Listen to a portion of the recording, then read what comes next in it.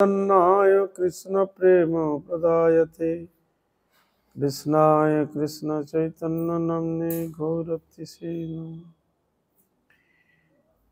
हे कृष्ण करुणा सिंधु दीनबंधु जगत्पते गोपेश गोपिका कांत राधा कांत नमोस्तुते कांचन गौरांगी राधे वृंदावनेश्वरी वृषभानुसुते देवी प्रणमामि हरिप्रिये वृंदावै तुलसी वै प्रिया वै केशवस्य च कृष्ण भक्ति प्रदे देवी सत्तवत्त्वयि नमो नमः श्री कृष्ण चैतन्य प्रभु नित्यानंद श्री अद्वैत गदाधर शिवसादि गौर भक्तवृंद हरे कृष्ण कृष्ण कृष्ण हरे हरे हरे राम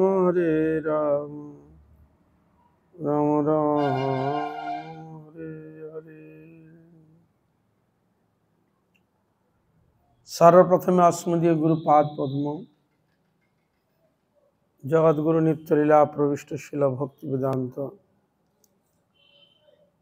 शिल बावन गोस्वामी गुरु महाराजेर श्री चरण कमले शिल भक्ति वेदांत पट गोस्वामी गुरु महाराज मधमेर भक्तिपूर्ण अनंत कोटि साष्टांग दंडवत प्रणाम है कृपा आशीर्वाद प्रार्थना भक्ति प्रज्ञान केशव गोस्वामी ठाकुर सभा सदस्य प्रभुपाद गौर सिद्धार्थ भक्ति ठाकुर दास महाराज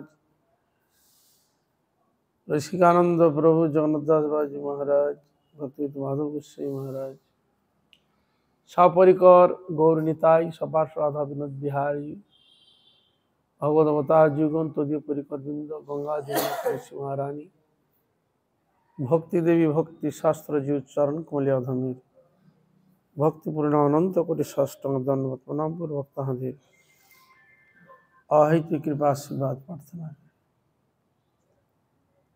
আপনারা কৃপা করুন আশীর্বাদ করুন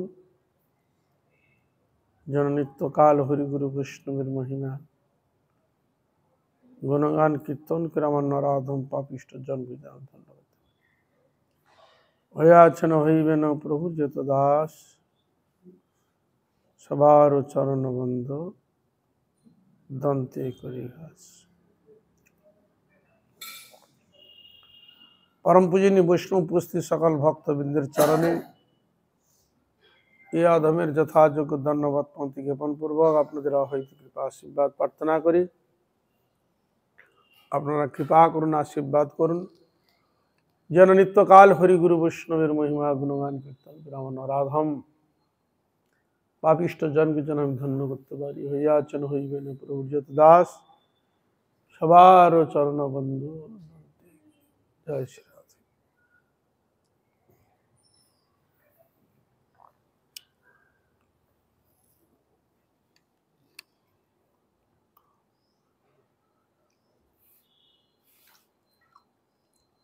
শিল ভক্তি সিদ্ধান্ত শশী ঠাকুর প্রভুপাদের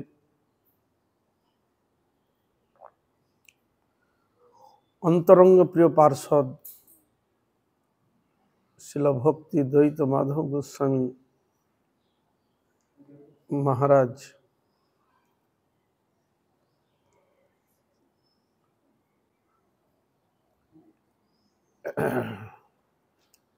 তাহার গুরু ভাতার প্রতি মাতার নে স্নেহ প্রীতি ছিল অত্যন্ত স্নেহশীল গুরু ভাতাদের প্রতি খুব অন্তরঙ্গ প্রিয় ভালোবাসা থাকার জন্য অনেক আমাদের গুরুবর্গ তার সান্নিধ্যে ছিলেন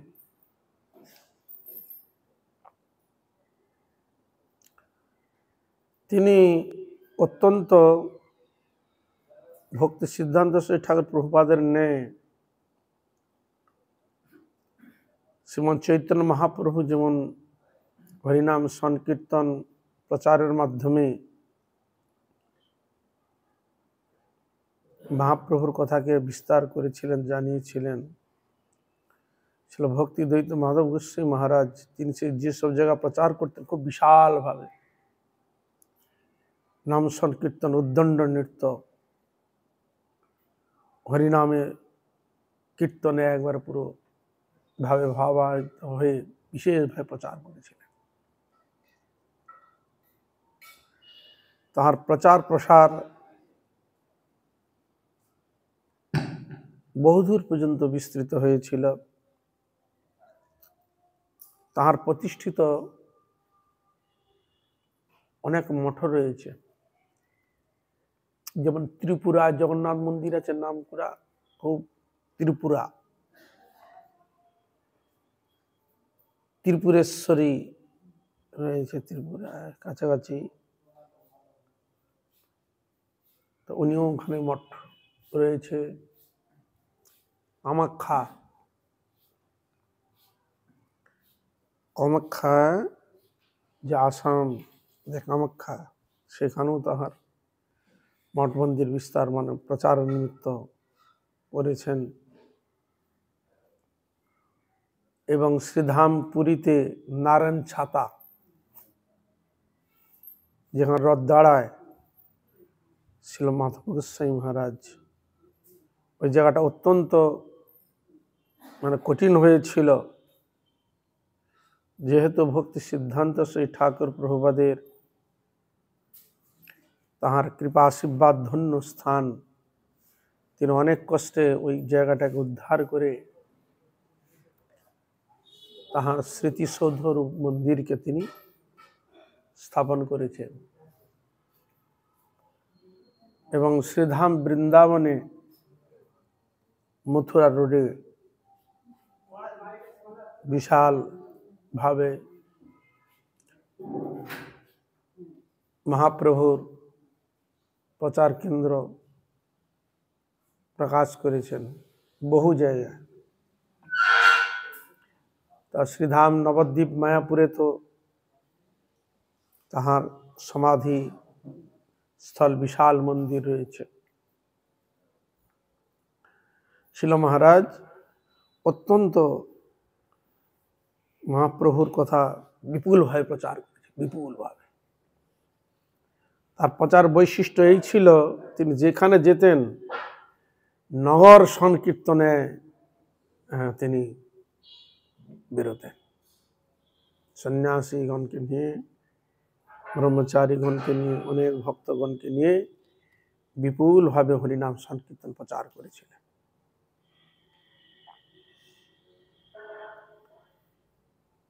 তার হরিকথা দর্শন থেকে আরম্ভ করে অত্যন্ত তিনি মহাপ্রভুর পরিকর রূপে তিনি প্রতিষ্ঠিত ছিলেন।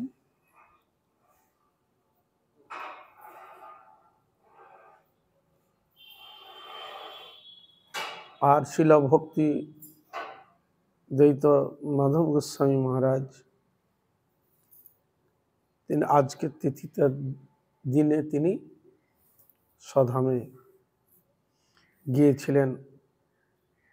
গৌর নিত্যানন্দ প্রভুর মহাপ্রভুর রাসে তথা রাধা গোবিন্দের অপ্রাকৃত লীলাভূমি ধাম তিনি প্রাপ্ত হয়েছিলেন।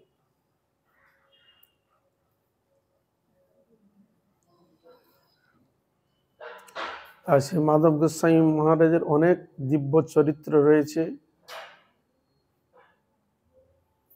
মঠ মন্দিরে তাহার অপ্রাকৃত দিব্য চরিত্র কীর্তন চলছে। তার যৎ কিঞ্চিত এই বাণীর দ্বারা তাহার চরণে কোটি কোটি নমস্কার প্রণামান্তে আশীর্বাদ প্রার্থনা করি, তিনি যেন আমাদের প্রতি প্রসন্ন হন, কৃপা করেন। তার প্রভুপাদের প্রতি যেরকম অনুরাগ, গৌর নিত্যানন্দপুর রাধাকুঞ্জ যেরকম অনুরাগ, তিনি আশীর্বাদ করেন আমাদের জন্য ঠিক সেরকম অনুরাগ ভক্তি যেন আমরা লাভ করতে পারি।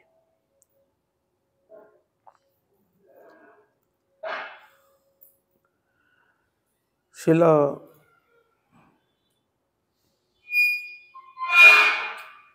আমাদের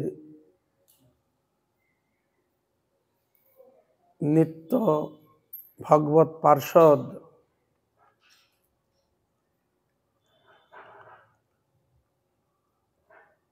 ছিল সিদ্ধ বাবা নামে পরিচিত ছিলেন, ছিল জগন্নাথ দাস বাবাজি মহারাজের তিরোভাব তিথি। তিনি শ্রীধাম, পুরী এবং বৃন্দাবন নবদ্বীপের ক্ষেত্রে তার বিশেষভাবে তার মহিমা কীর্তিত রয়েছে।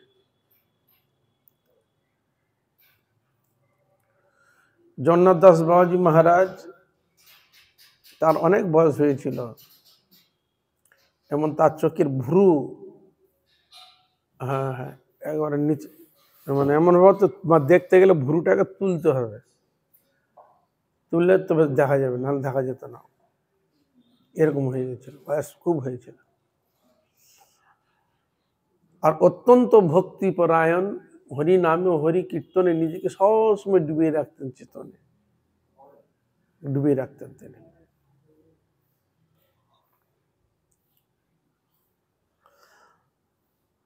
আর এই জগন্নাথ দাস বাবাজি মহারাজই তিনি শ্রীমন চৈতন্য মহাপ্রভুর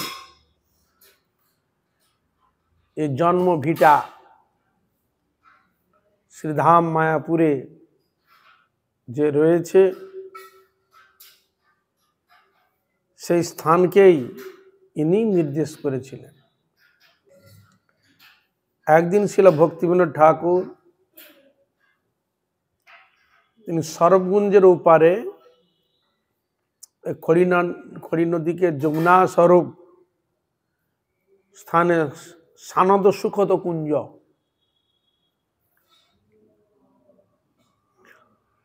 সেখানে তার ভজন করতেন, ভজন কুটির রয়েছে। আর উনি একদিন হরিনাম, রোজই তিনি ছাদের উপরে রাত্র হরিনাম করতেন, পায়চারি করতেন, হরিনাম করতেন। একদিন হঠাৎ দেখতে পেলেন যে এক জায়গায় এক জ্যোতি প্রকাশিত হচ্ছে, বিশাল জ্যোতি। তিনি একটা নির্দিষ্ট করলেন, একটা গাছ দেখা যাচ্ছে, তাল গাছ, ওইটা তার নিশানা। তিনি ফলো করলেন, জ্যোৎস্না রাত্রি, আর দূর থেকে রাত্রিতে দেখা যায়, অদূর যদি হয়, বেশি দূর না হলে অদূর হলে দেখা যাবে, ওইটাকে তিনি নিশানা করলেন। তিনি চিন্তা করতে করতে তিনি ওই স্থানকে অবলম্বন করে ইশারা চিন্তা করতে করতে গিয়ে ওই স্থানে গিয়ে উপস্থিত হলেন, যেখানে ওই শিখা এবং তাল গাছটা তিনি দেখতে পেলেন। ভক্তিবিনোদ ঠাকুর সে স্থানে গিয়ে যে উপস্থিত দেখলেন, তাল গাছ পাশে রয়েছে, আর দেখলেন সেখানে একটি জায়গায় পুরো ফাঁকা পড়ে আছে।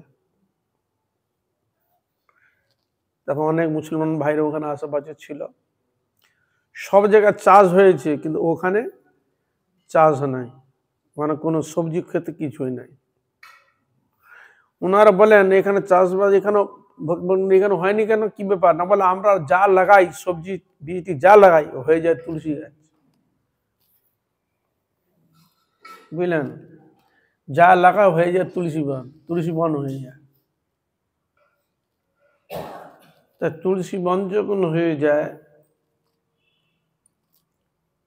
তখন ওই জন্য আর ওই স্থানটা চাষ করে না। চাষ করে যখন লাভ হবে না, বীজ মনে করে কি হবে, তো ওইখানে তুলসী গাছের জঙ্গল মতো, বন মতো হয়ে যায়। তখন তিনি চিন্তা করছেন, তাহলে এটা তো অপ্রাকৃত বিশেষ বৈশিষ্ট্য, অলৌকিক। হ্যাঁ, যেখানে চাষ করলে বীজের বদলে তুলসী গাছ হয়ে যায়, তা নিশ্চয় তার মাহাত্ম্য আছে। কিন্তু এই কথা কাকে বলবে? জগন্নাথ দাস বাবাজি মহারাজ থাকে গঙ্গার ওপারে, নবদ্বীপ শহরে থাকে, আর ইনি এলেন নদী পেরিয়ে ওপার থেকে এপারে এলেন। এখন তদানীন্তন সময় ছিল জগন্নাথ দাস বাবাজি মহারাজ সিদ্ধ বাবা রূপে, তিনি সিদ্ধ দেহতে প্রতিষ্ঠিত রয়েছেন, তিনি এই জায়গাটাকে বললেন নির্ণয় করতে পারে, তাই তিনি সিদ্ধান্ত নিলেন উনাকে বলবেন। তিনি মনস্থ করলেন মানে গেলে ভালো হতো, ওই সকাল হয়ে যাবো, উনি বলেনি, কিন্তু ভক্তরা চিন্তা করছেন গেলে খুব ভালো হতো বা ডাকলে খুব ভালো হতো। কিন্তু অন্তর্যামী সূত্রে জগন্নাথ দাস বাবাজি মহারাজ তার সেবক ছিল বিহারী, এই বিহারী চল,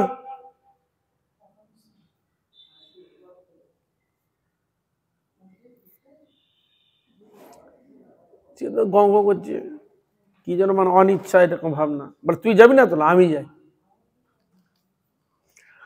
অত্যন্ত ভোর ভোর উঠেছে, উঠে যখন আসছে সেখানে খেয়া পেরিয়ে আসতে হবে, তো ওই সময় কে খেয়া পেরোবে? লোকজন যাতায়াত করলে তো টাইম মতো খেয়া পেরোবে, লোকজন আসবে তবে তো খেয়া দিবে, লোকজন নাই। বাবা যখন এসে দেখলো নৌকা টোকা কিছুই নাই, তখন দেখলো যেন একটা বালক যেন একটা নৌকা নিয়ে দাঁড়িয়ে আছে, ওই চল আমাকে পার পার করে, হ্যাঁ চল। উনি নৌকা পেরিয়ে এই পাশে চলে এলেন, ঠিক মতো চলতে পারে না, দেখতে পারে না, উনি পেরিয়ে এলেন, পেরিয়ে ওইখান থেকে হাঁটতে গিয়ে ওই যেখানে ওই তুলসী গাছ হয়েছে আর ওইখানে গিয়ে নৃত্যন করছে, এই আমার গৌর হরির জন্মভিটা, এই আমার গৌর হরির স্থান, এই আমার গৌর হরির স্থান, এই আমার গৌর হরির স্থান। হ্যাঁ, একবার আনন্দ উদ্দণ্ড করে নৃত্য করতে লাগলেন। ভক্তিমোহন ঠাকুর এলেন, বলে কি হলো সিদ্ধ বাবা? বলে এইটাই হচ্ছে মহাপ্রভু স্থান। বলে আপনাকে আমি বলবো, কে বলতো আপনাকে নিয়ে এলো এখানে? আমি তো কিছু বলিনি। বলে তুমি কি বলবো, আমি বুঝতেই পেরেছি, তা আপনাকে এ সময় কে নিয়ে এলো? আর এত ভোর ভোর আপনি এসেছেন কি করে এলেন? কে নৌকা দিল? অবাক হয়ে গেল। শ্রীমৎ চৈতন্য মহাপ্রভু তিনি যেন তাকে নৌকার ব্যবস্থা করে দিয়েছেন, তিনি যেন পেরিয়ে ওখানে গেলেন, ওখানে নিত্যান্ত বলে ওখানেই আমার মহাপ্রভুর তার আবির্ভাব নিত্য স্থান, ওইখানেই আপনি মন্দির স্থাপন করুন বললেন। এর জন্য তার প্রণাম মন্ত্র রয়েছেন, গৌর আবির্ভাব ভূমিস্তং নির্দিষ্ট সজ্জন প্রিয় বৈষ্ণব সার্বভৌম শ্রী জগন্নাথ আছে না? তার নির্দেশ কে করেছিলেন? উনি করেছিলেন, গৌর আবির্ভাব স্থান। তাই তিনি নির্দিষ্ট করে ওইখানেই তিনি সিদ্ধ বাবা ওই মন্দির ওই স্থানেই ঘোরার জন্য, তখন মন্দির যখন মন্দির খুঁড়ে যখন ছিল জগন্নাথ মিশ্র, চৈতন্য মহাপ্রভুর পিতার নাম হচ্ছে জগন্নাথ মিশ্র, তার সেবিত কিছু শালগ্রাম বিগ্রহ আদি কিছু পাওয়া গিয়েছিল, সেই সব বস্তু এখনো নিত্য সেবিত হচ্ছে ওখানে, ওইখানে মন্দিরে সেবিত হচ্ছে। আর তখন ওই মন্দিরে তখন তো খুব পয়সারও খুব অভাবও ছিল, তখন ভক্তি সিদ্ধান্ত সরস্বতী ঠাকুর প্রভুপাদের একজন ছিল সখীচরণ দাস বাবাজি মহারাজ, আমার নাম শুনেছি কে জানি না, সখীচরণ দাস বাবাজি মহারাজ। তিনি ওই তার কিছু অর্থ ছিল, তিনি অর্থকে বলে এটাই আমি মহাপ্রভুর সেবায় লাগাবো, তাই ওইখানেই ওনার ওই অর্থতে মন্দিরটি স্থাপন করেন। যখন সখীচরণ দাস বাবাজি মহারাজ যখন দেহ রাখেন, তখন ওনার ওখানে দেখবেন ওই বিগ্রহ রয়েছে। মন্দিরে ঢুকতে যে বই দোকানতে আছে দেখবেন, ঢুকতে বাঁ পাশে দেখবেন একটা স্ট্যাচু আছে, ছোট মতো মন্দির। দেখতে পেয়েছেন কি? চৈতন্য মঠে গিয়েছেন আপনারা? দেখতে পেয়েছেন? যেমন একজন আছে, ব্যাস ওদের নাম হচ্ছে সখীচরণ দাস বাবাজি মহারাজ, ওনার ওই অর্থ দিয়ে ওই মন্দিরকে স্থাপন করা হয়। বাঁ দিকে পড়বে। এখন ভক্তিমোহন ঠাকুরের করেছে ডান দিকে, আগে ছিল না, করেছে পরে, কিন্তু সখীচরণ দাস বাবাজি ওই যে গ্রন্থ লয় করেছে ওর পাশেই রয়েছে সখীচরণ দাস বাবাজি মহারাজের। এইভাবে ওই মন্দিরকে স্থাপন করেন। ছিল জগন্নাথ দাস বাবাজি মহারাজ, তিনি অত্যন্ত কঠোরভাবে মানে নিষ্ঠা সহকারে তিনি হরিনাম হরিভজন করতেন। তার সেবিত মহাপ্রভু রয়েছে, এই যে আমাদের যখন ওর পোড়ামা তলার পরে রয়েছে যেটা বলে কাঁকড়ার মাঠ, কাঁকড়ার মাঠ মানে আগে ওকে চর ছিল তো ওই কাঁকড়াগুলো ঘুরে বেড়াতো, মানে কাঁকড়ার মাঠ।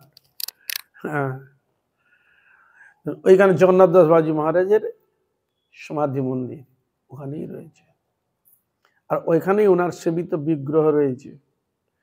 আর উনি যখন খেতেন ওনার কয়েকটা কুকুর ছিল, কুকুর এরকম ছোট ছোট বাচ্চা কুকুরগুলো হ্যাঁ এধার ওধার ঘুরঘুর করতো, আর কোনো প্রাণীকে উনি করতেন না, তাড়াতেন না, কোনো কুকুরকে তিনি করতেন না, রেখে দিতেন।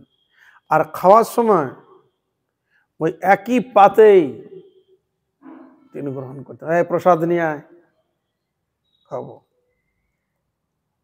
এরকম ধরনের তার ছিল। ওই যখন রেখেছে একদিন বিহারি বলছে, হ্যাঁ বাবা খালি কুত্তাকে নিয়ে এরকম করে, দেখি দেখতে পায় নাকি দেখি। ও কি হয়েছে, কয়টা কুত্তাকে মানে সরিয়ে দিয়েছে, লুকিয়ে দিয়েছে আর কি, দেয়নি দেখি বাবা।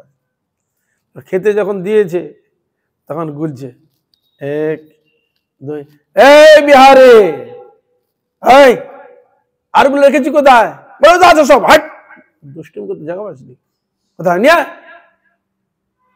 তাকে আবার ধমক দেখিয়ে তাকে আবারই করে নিয়েছে। তিনি এইভাবে তার সেবা তিনি এইভাবে গ্রহণ করতেন, মানে অত্যন্ত উন্নত কোটির এনারা। তুমি হয়তো ভেবেছো সাধারণ কোনো ক্ষেত্রে নাকি, না, সিদ্ধ বাবার নাম মানে বুঝতে পেরেছ। ইনি যখন শ্রীধাম বৃন্দাবনে ছিল এক ঘটনা, তদানীন্তন সময় অত্যন্ত মানে মানে কেউ নিচু জাতির হাতে যদি কোনো সাধু সন্ত বা যদি খেত না, তখন মানুষ ঘৃণা করতো, সাধুকে সাধু বলেই করতো। শুধু তাই নয়, ওখানে যারা সাধু সন্ত থাকতো যাহারা, তাদের কিন্তু সাধু বলে মানত না, বুঝতে পেরেছে। তা একদিনের এক ঘটনা, তা উনি একজন হরিজন, ওখানে হরিজন কাদিকে বলে যারা ঝাড়ু ফাড়ুতে পরিষ্কার করতে, তাদেরকে কি বলা হয় তোমরা কি বলো, ভাঙিয়ে বলো, ওখানে বলো হরিজন। সেবা করে, এটি করে। তো এখন যাত্রা তো সব নেয় না, কিন্তু ওনারা গেলে ওই যেসব ভক্ত টাইপের বা এইটি উচ্চ তাদের হাতে নিত, যাত্রার হাতে তারা নিতেন না, ওই জন্য নিতেন। একদিন এখন কোনো একদিন কারণবশত তা একজন হরিজন একজন মহিলা, তিনি অত্যন্ত ভক্তিমতী, তিনি কিছু দ্রব্য আদি করেছেন। আর জগন্নাথ দাস বাবু, বাবা তুমি একবার গ্রহণ করো, আমাদের হাতে কেউ খায় না, তুমি একবার গ্রহণ করো। মানে অত্যন্ত তিনি পীড়াপিড়ি করতে আরম্ভ করলেন। মানে বসুধৈব কুটুম্বকম, তার সব জায়গায় তার ঘর আত্মীয় সব, এটাই তো নিয়ম। এখানে কি ছোট বড়কে বিচার না, ভক্তি সহকারে তার সেখানে। এখন কি হলো, ওই যে বললো হরিজনের একজন মেয়ে এখন দিয়েছে, উনি এখন ওই বস্তুকে তিনি গ্রহণ করেছে, নিয়েছে আর কি। আর তদানীর সময় বৃন্দাবনে একবার হুলুস তুলস আনা হচ্ছে, হ্যাঁ বাবা এরকম করেছে, তুমি সাধু এরকম করেছ, আমাকে এখানে থাকা যাবে না, এখানে হবে না, তোমাকে পরাশ্চিত্ত করতে হবে। কি বুঝলেন, এরকম শুনে যখন এরকম মানে কানাকানি হয়ে গেছে সকলের মাধ্যমে, আর তখন একবার শালিশ যেরকম গ্রামের দিকে ডাকে না, হ্যাঁ তখন সকল জড় সাধু সন্ত সবাইকে একবার জোগাড় করেছে, এই জগন্নাথ বাবাকে নিয়ে এসো ওনাকে, বৃন্দাবনে থাকতে গেলে নিষ্ঠা নিয়ম সেরকম মানতে হবে, আমার যেরকম নিয়ম আছে মানতে হবে, তার উল্টা পাল্টা করলে কি হবে না, ওনাকে প্রায়শ্চিত্ত হবে। কেন করলেন এটা, সকালে ছেকে ধরেছে। কি হয়েছে বলুন আপনারা, আমার কি দোষ, না ওখান থেকে মুদের কাছে নিলে কেন, এটা তো দেওয়া নিষেধ বলা আছে, আপনার কাছে আপনারা নিবেন না, নিয়েছেন কেন আপনি, আপনি জেনে শুনে নিয়েছেন কেন, বলা আপনি কি বলছেন, উনি আপনি কি বলতে চান, উনি হরিজন ভাঙ্গি বলছেন না, আপনি যাকে দেখছেন দৃষ্টিতে উনি ওটা নয়, আমি ওই ভেবে নিই নাই, উনি হচ্ছেন ভগবান শ্রীকৃষ্ণের একজন অন্তরঙ্গ পরিকর, তিনি এইভাবে ভগবানের যেটি করছে পরিকরটা আমি তার কাছে গ্রহণ করেছি, আমি যাত্রার হাতে নিব কেন, এবার তো আমি নিইনি। যখন তিনি কোন রাজ্যে বিচার করছে চিন্তা করো, কোন রাজ্যে তিনি বিচার করছেন, কোন রাজ্যে তিনি বাস করছেন চিন্তা করো। সাধারণ কেউ না, অসাধারণ। তখন তিনি বলতে লাগলো, আপনারা এরকম, আমি যাত্রার হাতে জিনিস এরকম গ্রহণ করি না। তাহলে আমরা কি দেখি? জড় ছাল, চরম বিচার, জড় চিন্তা, কিন্তু উন্নত স্টেজে সিদ্ধ হওয়া ভিতরের জিনিসটা তিনি দেখেন। তবে তা গ্রহণ করেছেন তো সকালে চুপ হয়ে গেল, বুঝলেন? আর বাবার কিছু বলতে পারলেন না, বলে হ্যাঁ না বাবা যা করেছে করেছে, আর খবরদার এরকম করবেন না ইত্যাদি সকল চার যেরকম বলতে আরম্ভ করেছেন। আর একদিনের ঘটনা, একজন বাবাজি মহারাজ, তিনিও বৃন্দাবনে কঠোর ভজন করতেন। তার ইচ্ছা হলো মোটামুটি ভারতবর্ষে যতগুলো তীর্থভূমি আছে, স্থান আছে, ধাম আছে, একটু ইচ্ছা আছে এখান থেকে দর্শন করে আস। বুঝলেন? এরকম তিনি মনস্থ করেছেন। তো যাবে কোথায়? দ্বারকায়। ইচ্ছা হলে আবার দ্বারকায় যাবো দর্শন করতে। কিন্তু রাধারানী এমন কৃপা, রাধারানী যদি এবার চরণে রেখে দেয়, কেউ যদি চরণ থেকে বলে আমি অমুক জায়গায় যাবো, সেখানে যাবো, অমুক জায়গায় তুসুঙ্গে যাবো, রাধারানী এটা তিনি পছন্দ করতেন না। আমার চরণেই থাকুক, এখানেই থাকুক, বুঝলেন? কিন্তু যাবে যখন মনস্থ হলে কিছুক্ষণ গিয়ে আবার ঘুরে এসছে, সেটা তিনি রাধারানী তাকে বাধা মানে একটু স্মরণে জানিয়ে দিয়েছে, তথাপি বুঝতে পারেন কি আর হবে, এরকম হতে এরকম অনেক সময় হয়েই থাকে। তখন কি যাই, এই বলে ও কি করলো, চলে গেছে দ্বারকা। গিয়ে ভগবান দ্বারকাধীশকে দর্শন করলেন। গোপী তালাও রয়েছে, সেখানে গেলেন, দর্শনাদি করলেন, সব জায়গায় দর্শন করে তিনি এসছেন, পুনরায় ফিরে এলেন বৃন্দাবন। বৃন্দাবনে যখন ফিরে এসে প্রবেশ করেছেন, তার ভজনা স্ফূর্তি নেই। হরিনামে হরি কীর্তনে যে স্ফূর্তি হতো, যে আনন্দ হতো, তার সে স্ফূর্তি আর হৃদয় আর হচ্ছে না। তখন তিনি ছটপট করছেন, কোথায় যাব, কার কাছে যাব, কি ব্যাপার জানতে হবে, বুঝতে হবে। তদানীন্তন সময় অনেক সিদ্ধ বাবা ওই ব্রজে থাকতেন। যেমন সূর্যকণ্ডে মধুসূদন দাস বাবাজি মহারাজ, ইনারা এরকম ছিল, প্রখ্যাত আদি। তাদের কাছে কি ব্যাপার, এরকম আমি ভজনে পাচ্ছি না কেন, কৃপা করে। বলে তুমি কোথায় গিয়েছিলে? বলে আমি গিয়েছিলাম। আচ্ছা দেখি, ওনারা সিদ্ধ স্বরূপে আছেন তো? দেখো যেটি টিকটিক করছে, তুমি তো ভুল করেছো। কি ভুল?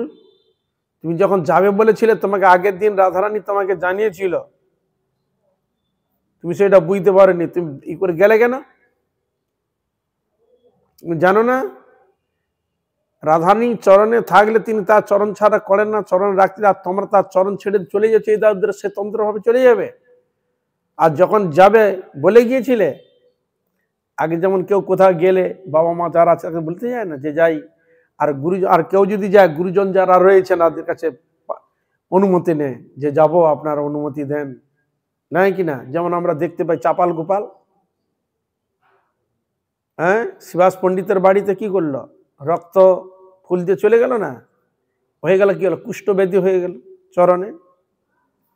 পরবর্তীকালে যখন মায়ের কাছে বলে গিয়ে যখন ক্ষমা চাইতে বলতে গেল, বলে তুই যে গেলি অন্যান্য বারে যাস আমার কাছে অনুমতি নিয়ে যাস, তুই যে গিয়েছিলি আমার অনুমতি নিয়ে গিয়েছিলি যে শিবাস পণ্ডিত ওখানে আমি যাবো কিনা, অনুমতি নিয়েছিলি? এই জন্য যেখানে যা গুরু বৈষ্ণবের কাছে, গুরুজনদের কাছে অনুমতি নিয়ে যাওয়াটা সবের থেকে ভালো। এটা জানবে, যখন ওই ঘোড়া দিয়ে ঘাস খেতে যাবে তখন অনেক ভুলের মাসুল দিতে হয়, এটা জেনে রাখবেন, সত্য বস্তু জিনিসটা। তখন বলে তুমি যে গেলে আর যারা ছিল তারা বলেছিলে যে যাবো কিনা, যে তা তো বলি না, ভুল হয়েছে, আর করার কিছু নেই। রাধারানী যখন তোমার প্রতি বিমুখ হয়ে গেছে, সেখানে আমাদের আর করার কিছু নেই। কি বুঝলেন? তখন কি করলো, ওই ঘরের জানলার দরজা বন্ধ করে দিয়ে, খাওয়া দাওয়া বন্ধ করে দিয়ে, হা রাধে, হা রাধে, হা রাধে, তুমি যদি কৃপা যদি না করো আমি জীবন ত্যাগ করবো, হে রাধে কৃপা করো, হে রাধে কৃপা, ছটপট ছটপট করছে। বুঝলেন? খাওয়া দাওয়া ত্যাগ করে দিছে, শরীর একবার শুকিয়ে একবার হয়ে গেছে, দরজা জানলার খুলছে না। আর রাস্তার পাশেই ছিল তো কুটির, আর ওই রাস্তা দিয়ে বিহারী জগন্নাথ দাস বাজি মহারাজকে নিয়ে যাচ্ছে, আর ওইখানে ছটপট করছে রয়েছে। তখন বিহারী বলছে, এ বাবা তো দেখছি শুকিয়ে গেছে মনে হয়, ঘরদর সব বন্ধ করে দিয়েছে, বাবা কি মরে যাবে নাকি রে? বাবা কি হবে, ওর গতি কি হবে? ও বেটা, হ্যাঁ ওই বেটা বেটা জ্বলে মরে পুড়ছে এখনো। জগন্নাথ দাস বাজি ইনি বলছেন ওকে কি মরবে নাকি থাকবে, জল সব বন্ধ, খাওয়া দাওয়া করছেন, দেহ রেখে দিবে নাকি? বলো ও দেহ কি রাখবে, ও ভিতরে জ্বলছে। বুঝলেন? বলে ভিতরে জ্বলছে, পুড়ছে ও। এই শব্দ যখন প্রয়োগ করেছি তখন বিহারী বলছেন, কি বলছেন পড়ছে? বলে ও আগুন লেগে গেছে। জগন্নাথ বলল আগুন লেগে গেছে? বলো বাবা তুমি দেখাতে পারবে? কি বুঝলেন? বাবা তুমি দেখাতে পারবে? হ্যাঁ, একটা সলতে বের কর। সাধু লোক তো কাছে যখন যেটা প্রয়োজন রাখি, একটা সলতে প্রদীপ বের করলো, করে জানলার ছিল একটা ফুট করে যখন দিয়ে দিল, সঙ্গে সঙ্গে প্রদীপ জ্বলে গেল,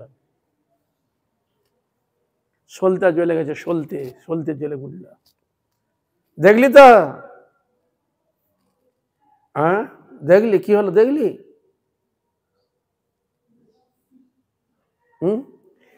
এ হলো সিদ্ধ বাবা। আমরা বাইরে থেকে চিনতে পারি, জানতে পারি, কিন্তু তিনি কি ঘটছে ভূত ভবিষ্যৎ বর্তমান এগুলো তারা নিরীক্ষণ করতে পারে, যেগুলো যেখানে কোনো অপ্রাকৃত বস্তুকে জড় জ্ঞান জড় ভাবনা নেই, সে বস্তুকে অনুভব করা যায় না। এ হেন বস্তু তার ছিল। জগন্নাথ দাস বাজি মহারাজ এইভাবে যখন দেখালেন, বিহারী তখন খুব তিনি ভাবলেন, বাবা তার তুমি তো সবই জানো এরকম? বলে হ্যাঁ। ও বেটা রাধারানী চরণ ছেড়ে দিয়ে রাধারানী তাকে যেতে নিষেধ করলো, আর রাধারানী কথাকে যে অমান্য করে যে যায় তার এই দশাই হয়। বিহারীকে বলছে যে রাধারানী চরণ ছেড়ে এধার ওধারে যায়, হ্যাঁ সে এরকম হয় না। এই জন্য বৃন্দাবনে এমনও আছে ব্রজে যারা রোজ ব্রজ ছেড়ে যায় না, যেটাকে বলা হয় ক্ষেত্র সন্ন্যাস। কে নিয়েছিল? নাম শুনেছেন? গদাধর প্রভু, গদাধর পণ্ডিত নিয়েছে ক্ষেত্র সন্ন্যাস। উনার ক্ষেত্রে দেখা যায় উনি পুরীতেই ছিল আর যাননি। মহাপ্রভু বলেছিলেন তুমি এখানেই এই গোপীনাথের সেবা করবে, আর তোমায় কোথাও যেতে হবে না, এখানেই তোমার সর্বার্থ সিদ্ধি হবে, সব পাবে। এই জন্য তিনি নিজের ক্ষেত্র সন্ন্যাস, ক্ষেত্র কোথায় যান না। সেরকম রাধারানীর আশ্রয় থেকে যে এদার উদার চলে যায় এটা ঠিক নয়। রাধারানীর চরণে থেকে রাধারানীর ভজন করে সে রাধারানী খুব খুশি হয়। রাধারানী চান না সেবক এদার উদার চলে যায়। সেরকম আমাদের গুরুবর্গও চান না মঠ মন্দির ছেড়ে এদার উদার ঘুরে বেড়াও, সেখানে গুরুবর্গও চান না, তারা চায় আমার কাছেই আমার আশ্রয় থাক, তারাও থাকে। কিন্তু কি করে, কলির প্রভাব, গন্ডগড্ডালিকার ক্ষেত্রে কিছু করার তো নেই। বোঝা গেল? যেরকম রাধারানী যেরকম চান না, সেরকম আমাদের গুরুবর্গ চান না, থাক আশ্রম থেকে সেবা করুক, চরণ আশ্রম থেকে সেবা করুক, এরকম তারা চান। তার আগে ঘটনা, জগন্নাথ দাস বাবাজি মহারাজ তিনি তো যেহেতু চলতে পারতেন না, ওই বিহারী ওই কাঁধে করে নিয়ে পরিক্রম করাতেন। গিরিরাজ পরিক্রমা, বৃন্দাবনে পঞ্চকোশী পরিক্রমা, এসব পরিক্রমা করাতো। তা একদিন পরিক্রমা করতে করাতে এখন বিহারী লেগে গেছে, খুব ক্ষুধা পেয়ে গেছে, খুব ক্ষুধা পেয়ে গেছে। এত বড় শরীরকে নিয়ে ঝুড়ি করে নিয়ে যাওয়াটা ব্যাপার আছে। তো খুব ক্ষুধা পেয়ে গেছে। বিহারি বলছে, বাবা তোমার কাছে কিছুটু আছে নাকি? তুমি তো সিদ্ধ বাবা, তো সব কিছু এনে দিতে পারো। আমার তো খুব ক্ষুধা পেয়েছে, আমি কি খাবো, এখন কি করবো? মানে তোর ক্ষুধা লেগে গেছে? এতক্ষণ ক্ষুধা লাগে না, এখন ক্ষুধা লেগে গেছে। ক্ষুধা লাগছে কেন না, পরিক্রমা করতে করতে সন্ধ্যা হয়ে গেছে, রাত্রি হয়ে গেছে তো, আর পাশে চলছে ভান্ডারা, প্রচুর লোক খাচ্ছে, কচুরির গন্ধ, মিষ্টি, লাড্ডু, নানা রকম খাচ্ছে। তো তা ওই দেখেছে, মানে এখানে যখন এসে গেছি বাবার কাছে তো অনুমতিটা নিই, ক্ষুধা তো পেয়ে গেছে, বললে যদি বাবা বলে তাহলে এখানে দুটি সেবা করা যাবে। তাই জন্য বলছে তোর ক্ষুধা পেয়ে গেছে তখন? বলে ক্ষুধা পেয়েছিল আপনাকে বলিনি, তা এখন বলছিস কেন? বলে ওই যে ভান্ডার হচ্ছে, আমি যদি বলেন তবে সেবা করব। ও দেখেই তো ক্ষুধা পেয়ে গেছে। ঘ্রাণেন অর্ধ ভোজনম, নাকে এসে গেছে তো, অর্ধেক তো ভোজন হয়ে গেছে। উনি তখন দেখলেন এই যে এখানে যে ভান্ডারা চলছে, কিসের ভান্ডারা? ভূতের ভান্ডারা। হরে কৃষ্ণ, ভূত ভূত, ভূতের ভান্ডারা চলছে। বলে ওগুলো খাবি না? বলে কেন? বলে আমি এখন কিছু বলবো না। ওখানে এখনো গলি রয়েছে, ভূত গলি, এখনো বৃন্দাবনের নাম হয়েছে, গলিটার নাম হচ্ছে ভূত গলি। আগে এরকম কিছু ছিল, ভয় টয় এরকম অনেক শুধু এরকম হতো, ওখানেও হয় ভূত ভূতের প্রেতের হয়, যেটাকে বলে ভাগবত সপ্তাহ করে। হরে কৃষ্ণ, এরকম মানে ঘটনা আছে, কিছু লোকের অনেক কিছু ঘটনা থাকে। তখন বলছে দেখ ক্ষুধা পেয়েছে ভালো কথা, তুই যা নিয়ে আয়, খাবি না। জগন্নাথ দাস বলছে তোর যখন ইচ্ছা নিয়ে আয়, কিন্তু তুই খাবি না। বলে নিয়ে কি করবো যদি আমার খেতে না? আরে বেটা নে না। তার মানে কি উনি বুঝতে পেরে গেছে যা তার জিনিস না, খাওয়াটা ঠিক নয়, ভৌতিক জিনিস থাকে। তো তা কি করলো? বলে তুমি তো এতটা ওজন কাঁধে রয়েছে, আর এতগুলো আবার আমাকে ভার নিয়ে আবার যেতে হবে। তা যেতে হবে কেন? এতক্ষণ চলছিল, ওইটা নিয়ে গেলে চল। তার উনি নিয়ে গেলেন, চল তো দেখা। গিয়ে দেখেন কি সেসব জিনিস অন্য জিনিস, সেসব জিনিস নয় যেগুলো নিয়েছিল, সেসব জিনিস নয়, তার বিপরীত বস্তুগুলো দেখতে পেল, যেগুলো খাওয়ার অযোগ্য। দেখলি তো এগুলো খেতে তুই মরতিস, বুঝলেন? এগুলো খেতে তুই মরতিস, এগুলো খেয়ে কি হবে তোর, বুঝলি তো? বললি বাবা তো আমি জানতে পারতাম না, ওই জন্য তোকে বললাম। এরকম হয় বৃন্দাবনে, অনেক কিছু জিনিস হয়, ঘটে, তোমরা জানো না, ওই জন্য তোমাকে নিষেধ করলাম। তাই এরকম কথা বলতে বলতে বলতে, বাবা তুমি তো অনেক কিছু জানো, অনেক কিছু করো, আর তুমি তো, তোমার তো বয়স হয়েছে, কখন তো ছেড়ে দিয়ে পালাবে, আমাদের গতি কি হবে? বিহারি বলছে তুমি তো ফাঁকি দিয়ে পালাবে, আমাদের গতি কি হবে? আমরা কি আশ্রয় দেব, কি পাবো? তোর কি দরকার বল, কি দরকার তোর? বিহারি বল, যা পাই, যা চাইবি আমি তোকে তাই দেবো। তার মধ্যে একটা নেংটি পরে থাকে, যা চাইবে তাই দেবো বলে দিলেই হলো।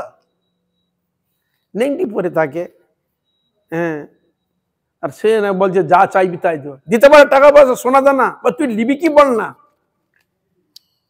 কি বললেন? হরে কৃষ্ণ, তুই লিবি কি বল না, চেয়ে তো দেখ। যখন সে তখন বললে বাবা যখন এত কথার উপর জোর দিচ্ছে, নিয়ে তো দেখ দিতে পারি কিনা। আর বাবা তো এসব ঘটনাগুলো তো আমি জানি, সব বলে দিচ্ছে একের পর এক, সাধারণত কেউ নয়। এখন ওর ভয় ভয় ভয় করছে, যদি বলে দিই তাহলে আমি কিন্তু বঞ্চিত হয়ে যাব। কেন? সাধুগুরু বৈষ্ণবের কাছে যদি জাগতিক অর্থ সম্পদ যদি চায়, কি হয়ে যাবে? পেশে যাবে। আর বাবা যখন জোর দিয়ে বলছে মেয়ে চেয়ে দেখ না, তার মানে কি একবার বলে দিলে আর হবে দ্বিতীয়বার? উদাহরণ পাচ্ছি, মুখে একবার বেরিয়ে গেলে দ্বিতীয়বার যাবে না। যেমন মহাভারতে পাচ্ছি একের পর এক সব মরে যাচ্ছে। হ্যাঁ, দুর্যোধনকে একটু শক্ত করাতে হবে। হ্যাঁ, তাই দুর্যোধনের মা কে, নাম কি? গান্ধারী। বাবা, হ্যাঁ তুই সেইভাবে আসবি, মানে কি ব্যাপার, তুই আসবি সেরকম ভাবে ভালো করে ইটে করে আসবি। হ্যাঁ, কিরকম না, ছোট শিশু যেরকম আসে মায়ের কাছে, তুই সেরকম মায়ের কাছে এরকম আসবি, বুঝলেন? হরে কৃষ্ণ। আর কৃষ্ণ তো জানতে পেরে গেছে, ও যদি এরকম হয়ে যা পুরো শরীর একবার লোহা হয়ে যাবে, আর ওকে করাও যাবে না, বস্ত করাই যাবে না, এরকম ঘটনা। আর ও হয়ে রেডি হতে যাচ্ছে, কৃষ্ণ ওখানে পৌঁছে গেছে। কি হলো, কোথায় যাচ্ছ তুমি? বাচ্চা ছেলে, কোথায় যাচ্ছ? না, মায়ের কাছে। আরে তোমার কোন লজ্জা নাই? তুমি এত বড় হয়ে গেছো, মায়ের কাছে তুমি এরকম, কেউ উলঙ্গ যায় এরকম? হ্যাঁ, তোর মাথা ঠিক আছে তো? দূর বোকা, আমি জানতাম তুমি চালাক বুদ্ধিমান। তো কথা তো ঠিক বলেছে, মায়ের কাছে গিয়ে যাওয়া সম্ভব একজন বড় হয়ে? ও কি করলো, একটা কড়া পাতাকে আচ্ছাদন করে মায়ের সামনে এসে উপস্থিত হয়েছে। বলে, মা আমি এসেছি। তখন উনি কি করলেন, আস্তে আস্তে করে যে বাঁধা ছিল এইটাকে বাঁধা আস্তে আস্তে করে খুললেন। দেখো যেটি টিকটিক করছে, দেখো খুলে নিয়ে দাঁড়ালো, পুরো দেখলো, পুরো শরীর হলো। বলে, এ কি, তোকে বললাম না ছোট শিশুর মতো তুমি আসবে আমার কাছে? এগুলো বলে, মা বলে, আমি বড় হয়ে গেছি না, এগুলো সম্ভব? এরে বলে, ওইখানে তো তুমি কি হলো, দুর্বল হয়ে গেলে। বলে, তাহলে মা আমি তাহলে আবার আসি। বলে, একবার দুবার হয় না, নিতাই গৌর প্রেমানন্দ। একবার যে জিনিসটা হয়, দ্বিতীয়বার সে জিনিসটাকে পাওয়ার সম্ভব নয়। আর ওইটাই উনি দেখলেন, ওই যখন যুদ্ধ হলো ভীমের সঙ্গে আর সঙ্গে, তখন দেখালো কোনো দিকে পরাস্ত, তখন দেখাচ্ছে কৃষ্ণ এরকম এইখানে, এইখানে তো ঠিক হয়ে যায়, ওইখানে তো পড়ে গেল। নিদাই, তাহলে বোঝা গেল, তাহলে ওই জিনিসটা আছে। আর ওর জোর দিয়েছে, বেগে দেখ, সে তো দেখ পারি কিনা। আর এক ঘটনা এরকম দেখা যায়, বৃন্দাবনে আছে পাগল বাবা। পাগল বাবা নাম শুনেছে, বিরাট মন্দির আছে, গিয়েছেন বৃন্দাবনে? পাগল বাবা মথুরা রোডে বিশাল মন্দির। পাগল বাবা তিনি এরকম বেশ ভালো সাধক ছিলেন, সাধনে সিদ্ধার্থ ছিলেন। তা একজন সেট গিয়েছে দেখা করতে, যেরকম যায় সবাই, গিয়ে তার কাছে ইচ্ছা, বাবা আমার খুব ইচ্ছা আপনার সেবায় কিছু আমি অর্থ দিতে চাই, আমি কৃপা করে গ্রহণ করব। ও তাহলে তুমি একটু এসো, আমি তোমাকে বলছি। তখন উনি ডাকছেন, এবার তুমি এসো। উনি এমন ওখানে ধাঁধে গেলে, বস্তা বস্তা টাকায় ভর্তি, একবার পুরো ঘর, একবার ঘর ভর্তি আছে বস্তা টাকার মধ্যে। তখন বললে, আমি বললাম বাবাকে টাকা দেবো, তো বাবা দেখি তো বস্তায় ভর্তি, তাহলে তুমি কি দিবে? কি দিবে তুমি? এখানে অপ্রাকৃত বৃন্দাবন ধাম, সাধনা কিনায় আসতে পারে জিনিস, সব কিছু জিনিস আছে, দেওয়ার কিছু নেওয়ার কিছু নেই জগতে। ভগবান যে জিনিস, যে সম্পদ দেয়, তুমি কি দিবে? ও তখন তারপরে বলে, এরকম দিয়ে তখন বাবা আমার কি, তখন তিনি ওনার শিষ্য হয়ে যায়, বলে আমি এখানে আপনার চরণ থেকে সেবা করব। যখন তিনি শেঠ তখন হয়ে গেলেন সাধু, হয়ে ওনার সেবা করতে আরো পাচ্ছি। সম্রাট আকবর ঘুরতে ঘুরতে বৃন্দাবনে এসেছে, সনাতন গোস্বামীর সঙ্গে দেখা। সনাতন গোস্বামী তার যে মদন মোহন মন্দির কোথায় ছিল, সূর্য টিলা, দ্বাদশ আদিত্য টিলা উঁচুর উপরে। বৃন্দাবন গিয়েছ, দেখেছ? কালিয়াদহের মধ্যে সনাতন গোস্বামী উঁচুর উপরে মদন মোহন, ওটা দ্বাদশ আদিত্য টিলা। তো নিচের দিকে নামতে কালিয়া হয়ে আছে, ওখানটা ঘাট আছে, দেবে ঘাট। তা ওইখানে গিয়ে আকবর উঠেছে, উঠে গিয়ে দেখলো ওই ঘাটটা ভাঙা। বাবা যায় তো অনেক জায়গায় কিছু দেওয়া আছে, কিছু জায়গায় অনেকটা ভাঙা। রয়েছে ওখানে। তখন উনি বলে আমি আপনার কিছু সেবা করতে চাই আপনাদের, তা আপনি বলুন কি সেবা করতে পারি, বুঝলেন। তখন বললেন আপনি সেবা করতে চান, তা ওই দেখুন তো ওখানে একটা ঘাট আছে, ওই ঘাটটা আপনি তার কিছু সেবা করুন। ওখানে গিয়ে যখন দেখছে সে ঘাটে যে পাথর নয়, মণি মুক্তা খচিত জল জল করছে, কি বুঝলেন, ও জিনিস এ জগতে নেই। ও তখন মানে একবার দেখে একবারে অবাক হয়েছে, আমি কি দেবো, এই জিনিস তো আমারই কাছে নেই। তিনি কি বোঝাতে যাচ্ছেন, শ্রীধাম বৃন্দাবনে রাধারানীর ধামে কি নেই, যে সম্পদ আছে বিশ্বে কোথাও সম্পদ নাই। কোটি কোটি লক্ষ্মী যার চরণ সেবা করছেন, রাধা গোবিন্দ নিত্য যেখানে বিরাজ করছেন তার লীলাভূমি, সেখানে তার পরিকর থেকে সকল ঐশ্বর্য বস্তু সেখানে। তুমি জড় জগতে ভাবছো একটা কোন একটা মাটি, কোন একটা বস্তু, এসে জিনিস নয়। অবাক হয়ে গেলেন, মনকে এই করে চলে গেলেন। বোঝা গেল হরে কৃষ্ণ কি নাই, তারে কিছু অপ্রাকৃত বস্তু এগুলো। আমরা ভাবি এক যা কে বলছে আমি নবদ্বীপে একটা জায়গা কিনে নেব, আরে তুমি নবদ্বীপের জায়গা কিনবে, তোমার কি ক্ষমতা আছে, কি যোগ্যতা আছে, নবদ্বীপে তুমি জায়গা কিনবেন? কোটি কোটি অর্থ সম্পদ নেই এ বস্তু, ধামকে কেনার মতো তোমার কোনো ব্যক্তি নেই, তুমি ধামকে কিনে নিবে? এই অমূল্য বস্তুকে তুমি কিনে নিতে পারবে? মূল্য দিয়ে জায়গা কেনা যায় না। কিন্তু আমরা বলি লৌকিক দৃষ্টিতে দেখি মাটি কাঠ পাথর একটা সাধারণ গ্রাম গঞ্জের মধ্যে একটা বস্তু, সে জিনিস নয়, এগুলো অপ্রাকৃত জিনিস, সাধন ভজনের দ্বারা অনুভবের জিনিস, প্রত্যক্ষ দর্শন। এখানে জড় বস্তু, আমরা জড় জগতে সেগুলোকে উপলব্ধি করতে কোনোদিন পারি না। বুঝা গেল? তোমার বিহারি বললেন তাহলে বাবা তুমি কি দিবে, বল না কি চাস বল না, তাহলে তুমি আমার কৃপা করে যেন আমার কৃষ্ণ ভক্তি হয়, যেন আপনার চরণে আমার ভক্তি লাভ। কি রে তুই যে বলছিলি যে আমি কি দিতে, সোনা দানা নিবি বলছিলি, নিবি না? না বাবা তুমি যে আছো, যদি হঠাৎ করে বলে দাও তুমি তো মহাসময়, আমাকে ফাঁপড়ে পড়ে যাবে। সন্তুষ্ট হলেন, ঠিক আছে ভগবান তোমার মঙ্গল করুক, তাই তোর প্রাপ্ত। নিতাই গৌর প্রেমানন্দ। এই জন্য মহাপ্রভু বলেছিলেন না ধরাং না জানাং না সুন্দরিং কবিতাং বা জগদীশ কাময়ে মম জন্মনি জন্মনীশ্বরে ভবতার ভক্তি অহৈতুকী।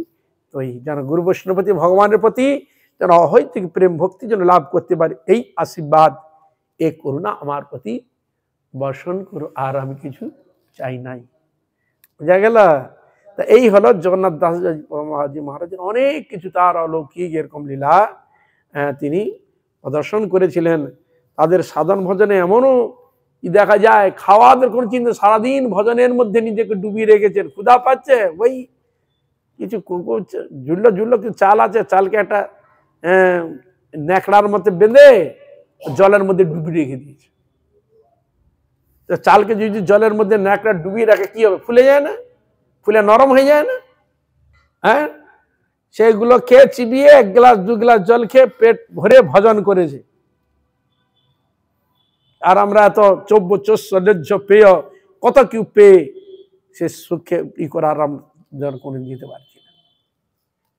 সাধন ভজনে যেতে গেলে এইরকম ভিতরে মধ্যে প্রাপ্তির জন্য এরকম জিনিস নিয়ে গেলে তবে কিছু পাওয়া যায়। ভালো খাবো, ভালো পড়বো, ভালো থাকবো, থেকে হরি হরি করবো, এত কোনোদিন সম্ভব হয় না। ভিতরে বৈরাগ্য চরম থাকবে, এই বৈরাগ্যের দ্বারা ভজনের প্রতি উন্নতি হওয়ার ভাব প্রকটিত হয়। এরকম তারা সাধন ভজন করেছে। না আছে ঘর, না আছে ষড় গোস্বামীগণ তারা ভজন করছে, এক গাছের তলায় থেকে গেছে যাতে আসক্তি না হয়, এক গাছের তলায় এক রাত করে কাটিয়েছে।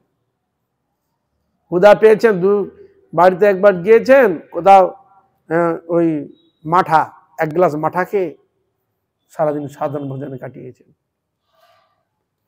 তাদের সাধন ভজন, তাদের আরাধনা, তাদের কথা স্মরণ করলেই আমাদের মঙ্গল হয়। এইভাবে জগন্নাথ দাস বাবাজী মহারাজ তার অনেক লীলা রয়েছে, যেহেতু তার তিরোভাব বলে সেই জন্য আলোচনা একটু করলাম। তারপরে রসিকানন্দ প্রভু, যাকে বলা অনিরুদ্ধ অবতার,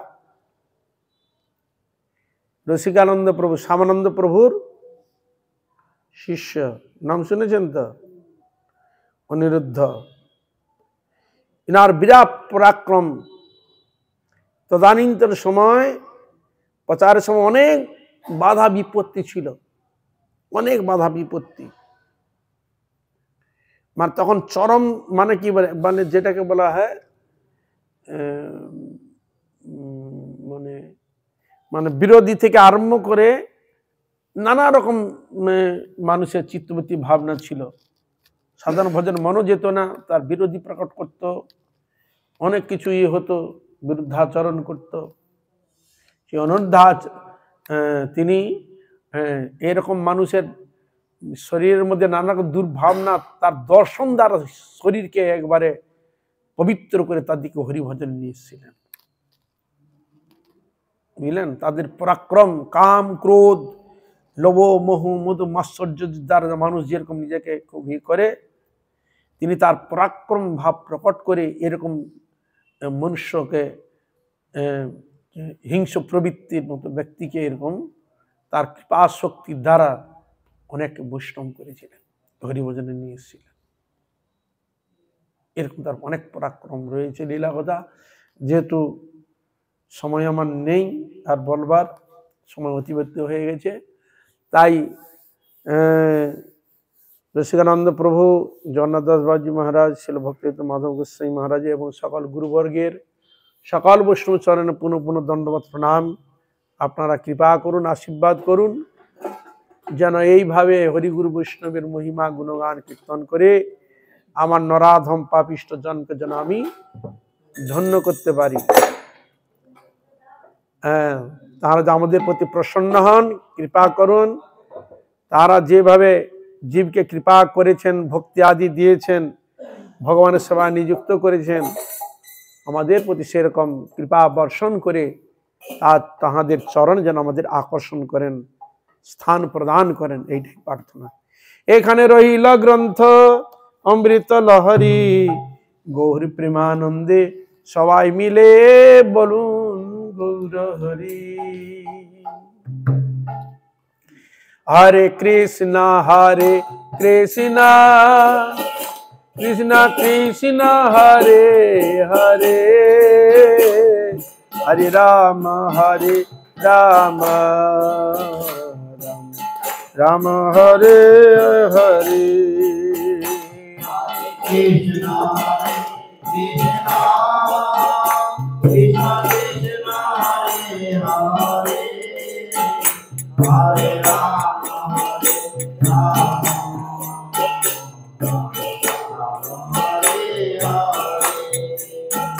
हरे कृष्ण कृष्ण कृष्ण हरे हरे, हरे राम राम राम राम हरे हरे। हरे कृष्ण कृष्ण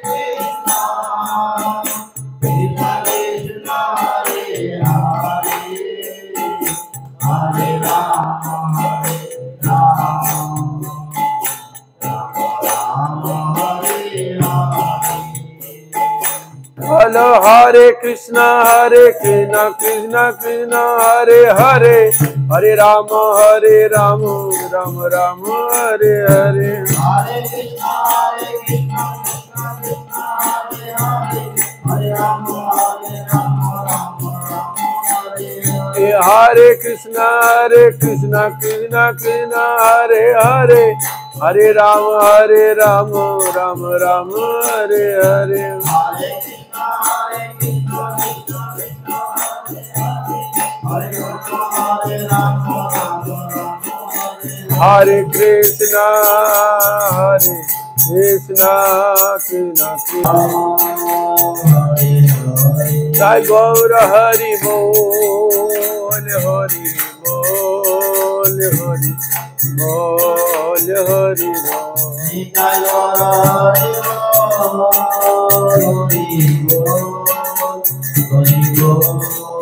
हरि बोल, हरि बोल, हरि बोल, हरि बोल।